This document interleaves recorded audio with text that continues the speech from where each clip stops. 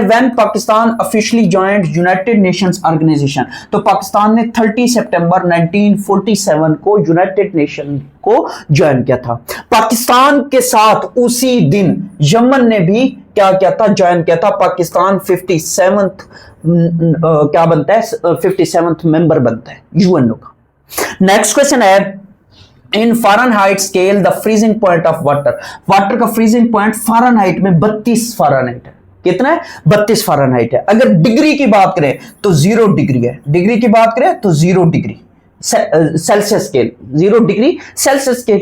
फिर इसी तरीके से अगर केल्विन की बात करें तो केल्विन की बात करें तो केल्विन में याद रखिएगा 273.15 केल्विन। तो ये भी क्वेश्चन एग्जाम के अंदर वो पूछ रहा है। नेक्स्ट क्वेश्चन है, how many seats of senate upper house, जिसको अपर हाउस कहा जाता है, आर देयर इन पाकिस्तान, तो इसकी 96 सीट्स है। हर सूबे से 23 मेंबर्स को क्या किया जाता है, सेनेटर मुंतखब किया जाता है।